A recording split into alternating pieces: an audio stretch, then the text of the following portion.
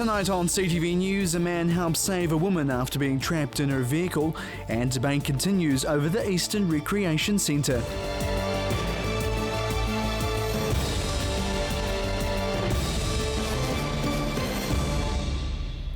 Kia ora, good evening. A local man's being classed as a hero after a motorist lay trapped upside down in a river near Taitapu. It started out as a Sunday drive, then this local helped save a woman's life after she crashed her vehicle into the Hallswell River.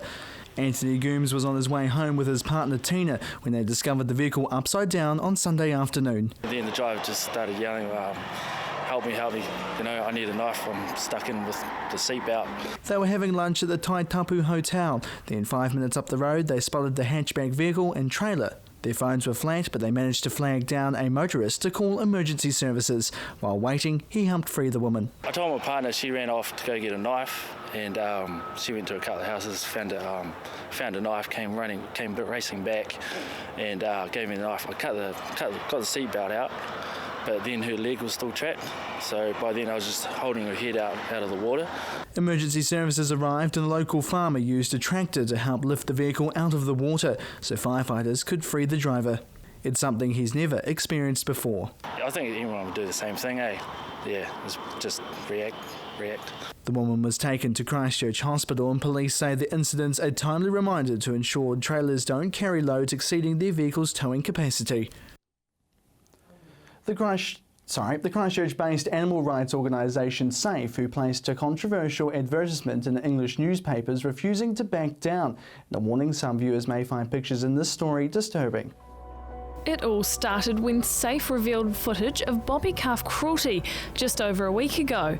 What's followed is a whirlwind of media attention and conflicting opinions as SAFE takes its campaign against maltreatment in the $9 billion Kiwi dairy industry to the global stage. We got the country talking about the dairy industry. We've been receiving overwhelming public support, but not from the agriculture sector. They have been really upset that we dare to criticise the dairy industry. But we believe that the cruelty that we've shown was so severe that we had to take drastic actions. SAFE ran a graphic advertisement in the UK's Guardian this week, showing a calf drowning in a glass of milk and blood. It ran under the headline, "New Zealand Dairy Contaminated with Cruelty." It is part of a $10,000 campaign to raise awareness and force a change in New Zealand. As well as the deliberate cruelty. We believe that the industry and ourselves are actually on the same page with regards to that, and we can work together to see what can be implemented to stop most of that cruelty, and we believe the government could come on board as well. And actually what we believe as well for the government, what they actually can do to really help is to create an independent Department for Animal Welfare. The campaign has drawn criticism from both sides, farmers arguing it's the cruel actions of few that are hurting many, while others say it's about time there was a change. Whether we like it or not, the campaign will have a huge impact on the dairy industry in Canterbury. Canterbury now, because we're growing so fast, is to calculate the cost to the animals and make sure you have enough staff, enough protocols, enough resources to make sure that your animals are going to be very well looked after. While SAFE has previously run successful campaigns, crate-free pig farming being one of them, when you're talking about the biggest industry in New Zealand, it can be a little tougher. Prime Minister John Key took on SAFE in a debate this morning, and it's likely conversations will continue over the next few weeks. Emma Jane McLennan, CTV News. Eastern suburb residents have been making a splash demanding answers from council about their pool plans. Here's Emma J. McLennan. Plans for the QE2 replacement pool have been going back and forth for months now, with public outcry over the proposed pool size sending authorities back to the drawing board. Pool petitioner Emma Jamieson says with the promises council has been making, it's about time something was set in concrete. There's been constant changes right from the start. Today there's going to be an announcement that there'll be more constant changes. I'd like to know, what are the reasons behind these changes? How is it that 1 minute we're being reassured that there is this fantastic report that it makes the whole community at ease because apparently it proves that this pool will meet all the demands of the community, but the next week suddenly they're changing it.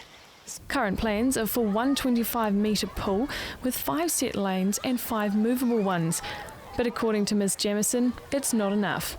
She started a lobby group to petition for an extra pool at the centre after surveying 100 residents in the nearby area. 95 people actually made the commitment to sign that they wanted to see the pool, to have an extra 35-metre pool, which is what they had in the first place returned, and also all the land sales, the money from that to go towards that pool. The City Council planner says at this stage an extra pool would cost millions more, adding to an already growing budget. It's already $1.7 million over its $37 million budget. But Ms Jamieson, it's about future-proofing and getting the facility that was promised. The City Council also says that this pool will be bigger than Jelly Park. That was the promise all the way through, and it's the promise now. I want the City Council to prove it. The revised scope that will go to the Burwood Pegasus Community Board this evening saves $1.1 million on the original plan. Ms Jamieson will be going along to the meeting in the hopes of finding what's really happening with the plans. I really just want to learn what's going on. I want transparency. I want the answers. I want the answers to the questions that the community has been asking right from the start. I've asked the questions at a deputation, they haven't yet been answered. I want to know about future-proofing. While the debate continues, the East will be forced to go through another summer without their pool replacement. Emma Jane McLennan, CTV News. Well, still to come, Fraser's here with your neighbourhood news.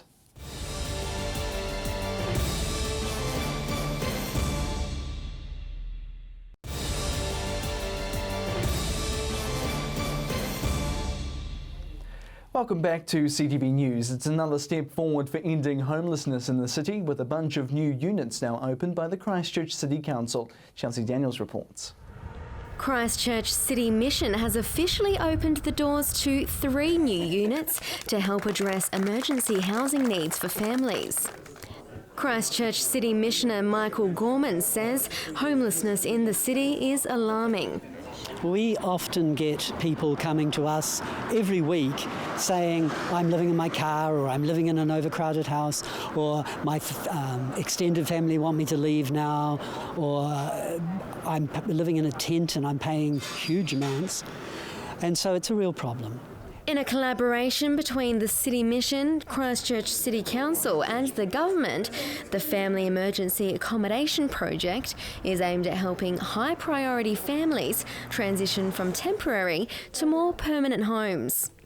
These are usually families with children living in dire circumstances. Our criteria is for families, so there have to be children, and they have to be living in what we would call awful situations. So in cars, in tents, in overcrowded housing, in substandard housing.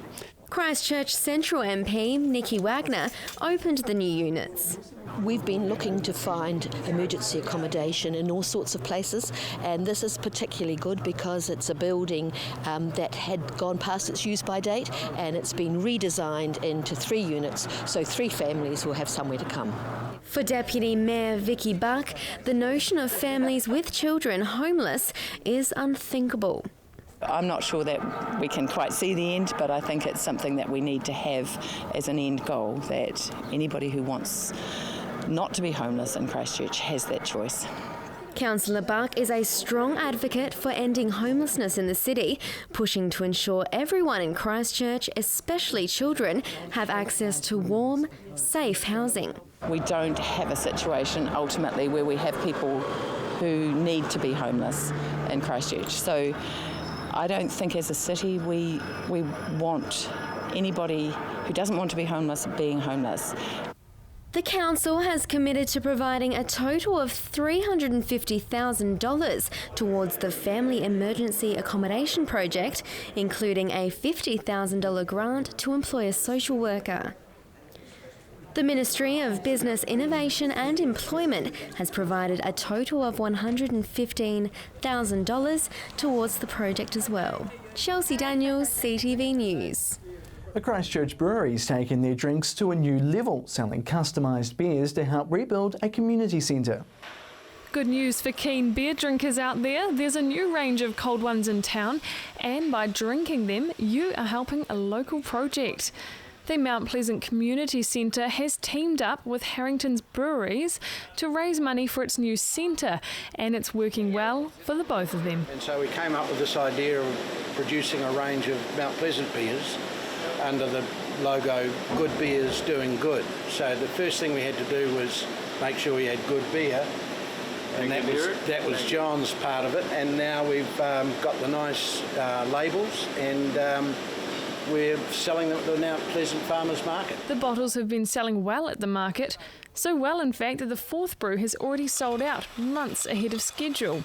We've had to taste a lot of beers just to make sure we've got it right, haven't we, Derek? Yeah, we're conscientious. We didn't want to put any dodgy beers, not that there are any Harrington beers are dodgy, but we've picked the most popular. Sadly, the one that we're calling Broad Reach is so popular that we don't have it because they sold out before we could get the labels on. The beers will likely be available in supermarkets in the new year, but for now they are driving numbers to the local farmers market.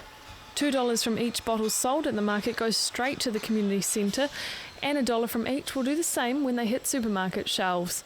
And it's specifically targeted towards getting our lift installed, and that costs about $60,000, and this will provide the balance of what we haven't raised to get a lift into the building, which we desperately need. And the fundraiser is quintessentially Mount Pleasant. Each bottle is designed with the area in mind.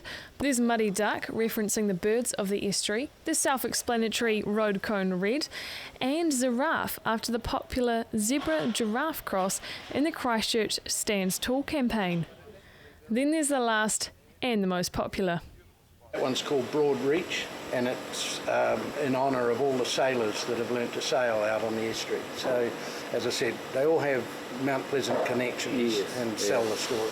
Council announced last week that it will loan the Residents Association $500,000 towards the cost of the new centre, a replacement for the old quake-damaged building. It is expected to open in June. But it does need your help, so if you're planning some beersies with your mates, why not do it for a good cause? Now let's cross to Fraser in the newsroom with what's happening in your neighbourhood.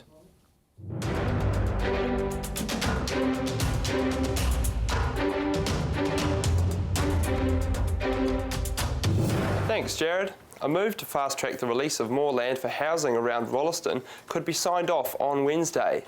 A housing accord will be up for approval at the Selwyn District Council meeting.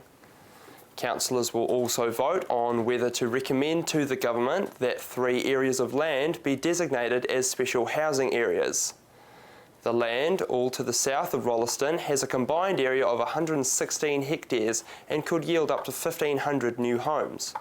Under the accord, 10% of these would have to be in the affordable range, meaning they would cost about 75% of the median house price in Selwyn. A Christchurch City Councillor has said that waiting 8 years for the Pages Road Bridge to be replaced is outrageous. Authorities in charge of the Pages Road Bridge repairs say the bridge's replacement date will not be revised from 2021 in spite of public pressure. The bridge will receive minor repairs early next year, but is not scheduled to be replaced until at least 2021 and possibly as late as 2023. City Councillor Glenn Livingston says this is not good enough, and with the support of his fellow councillors will lobby for the repairs to be revised to at least 2018. Christchurch City Council General Manager Infrastructure Rebuild John Mackey says the bridge has the capacity to remain serviceable for the next 6 to 8 years. There is a call to include the Edgware Master Plan in Regenerate Christchurch because it is struggling with its earthquake recovery. It is being led by City Councillor Pauline Cotter, who believes that Edgware has suffered a similar degree of hardship to New Brighton, which has been included. Regenerate Christchurch will replace the Canterbury Earthquake Recovery Authority in April next year and will be a joint operation between the Crown and Christchurch City Council. It is tasked with the enhancement of the central city, residential red zone and New Brighton. New Brighton was singled out for attention by the Crown and City Council because of proximity to the red zone and its earthquake damage. Councillor Cotter said if Edgware is to be included in Regenerate Christchurch, it could spark other boards to get their master plans included too. November is the month of moustaches. But a group of Cashmere High School teachers have taken it upon themselves to go that little bit further for Movember campaign. They dressed up as a different theme for each day of the week and had a photo shoot of the different outfits.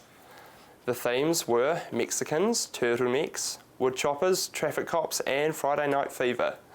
About 25 teachers took part and the photos will be used to make a calendar to be sold next Movember.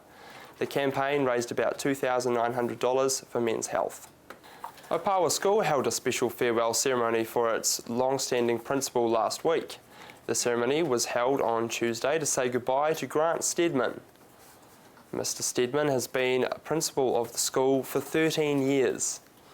Pupils played a musical piece for him and he was presented with a book that had messages from every pupil at the school.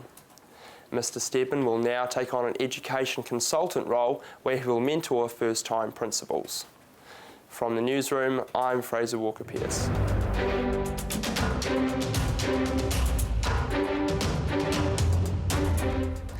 Thanks for that, Fraser. We're still to come here on CTV News, Sport and the region's weather forecast.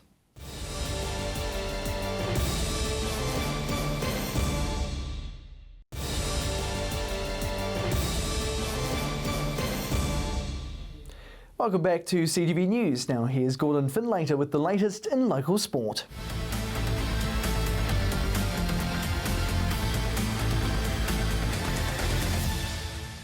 Well, starting with cricket tonight, and after looking all but out of this year's Georgie Pie Super Smash competition a couple of weeks ago, the Canterbury Kings have now completed the perfect comeback to qualify for this week's finals.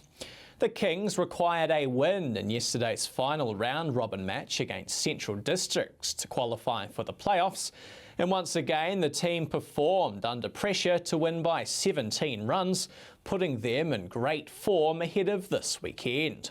Probably 4 games ago now we entered a must-win situation, and really pleasing that when I guess our backs have been against the wall, we've produced some of our best cricket. So entering finals time, it'd be hard to argue that we aren't the form team sort of entering the finals.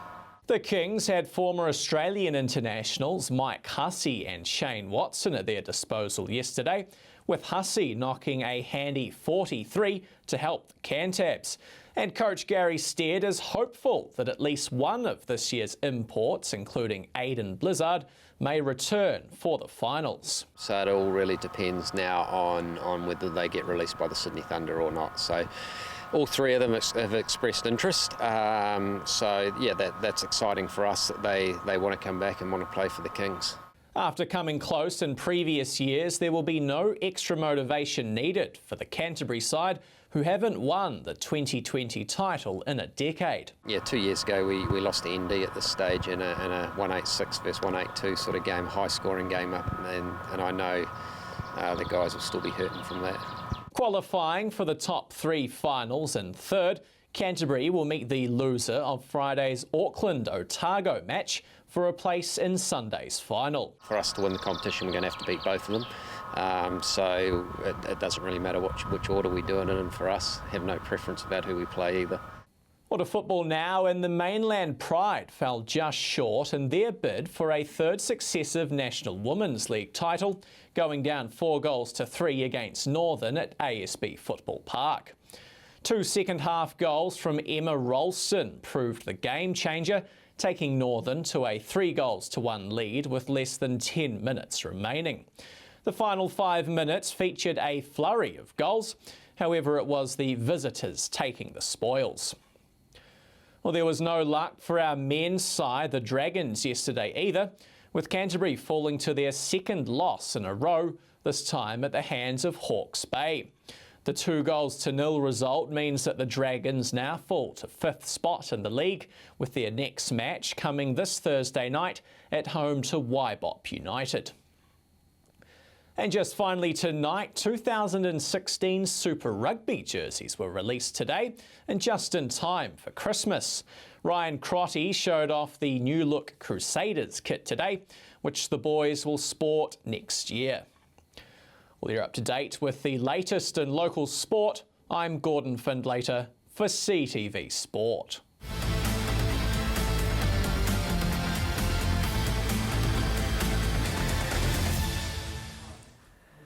Thanks for that, Gordon. Now here's Mercy with your region's weather forecast.